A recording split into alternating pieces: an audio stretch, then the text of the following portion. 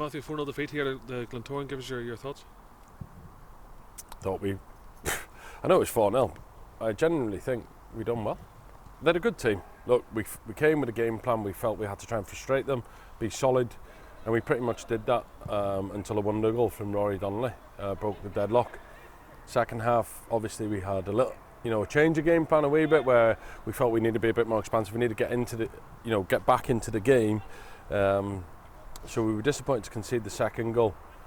And I'll take full responsibility. With 15 minutes to go, we pushed a third striker up in Oshin and changed our shape. And we got exposed.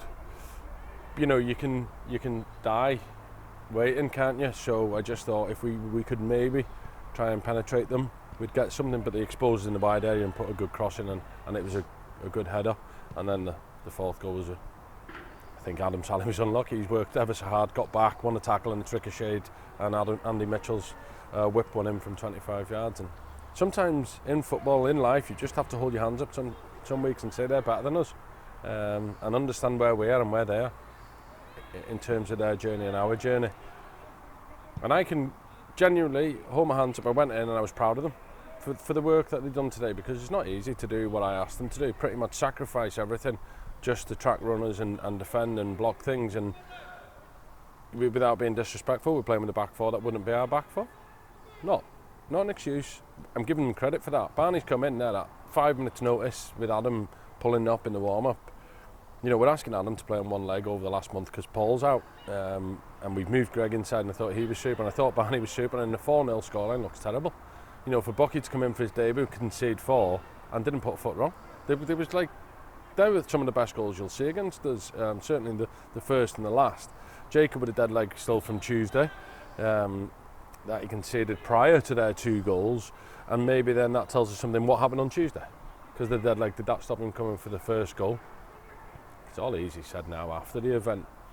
So all in all, I've went in and I've just said to them, guys, if you're giving me that level of mental strength, which it takes a lot of mental strength to just follow people about and track runners and cut things off, I accept it's going to be difficult to do it for 90 minutes with the physical attitude that comes with it, but we'll not be far away if you can do that all the time. And look, they ran out convincing winners in the end, and I'm not stupid enough to stand here to say I thought we were really good because we got beat 4-0.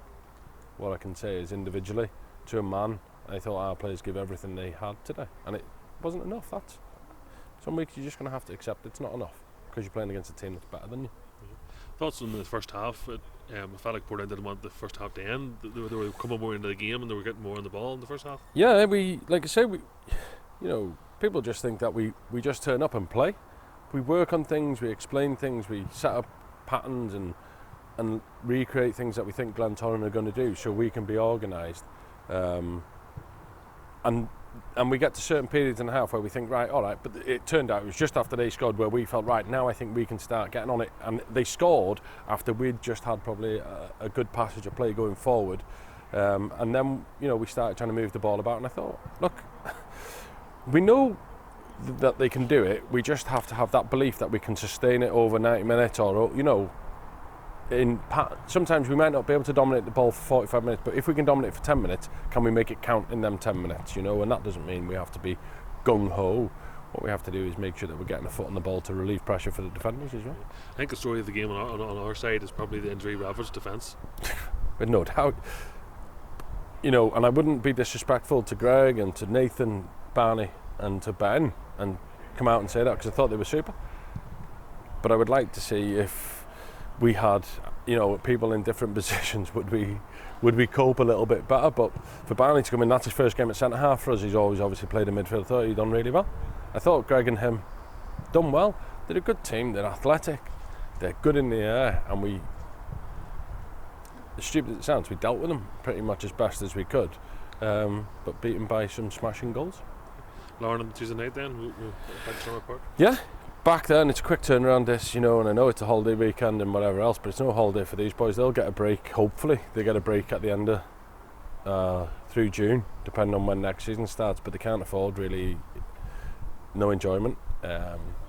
Make no apologies to them for that. We'll have them in training because we need to be ready, and we can't afford to feel sorry for ourselves. Obviously, Luke's come off there with He was dehydrated. Just think, he was dehydrated. He went all dizzy, and thankfully there was only a couple of minutes to go. We'll assess Adam and Paul. We managed to get Paul another training session prior to the game to see might he be fit. Obviously Ben Tenley's unavailable because he can't play against Larne. Eamon trained on Thursday, thought he was okay. It's flared up a wee bit. He's trained again, or tried to train today, so we'll assess that. We'll just get 11 bodies out on the pitch and play, and hopefully we can do as we done for majority of this game today and frustrate them and play on the counter-attack, because when you've Adam and Lee on that kind of form, I thought they done really well without any goals or opportunity. It's tough for the guys when there's a couple of key injuries and then you're having to play Tuesday, Saturday. It's tough to really get that turnaround. And the toughest thing is getting the rehab in them.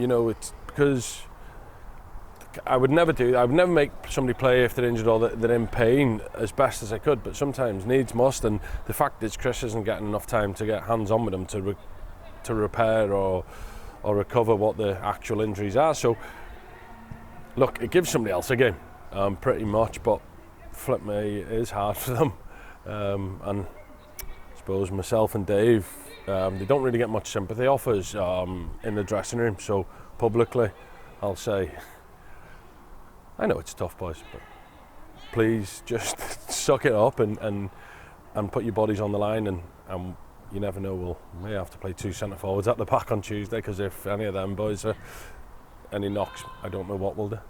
Well, thank you. No, well.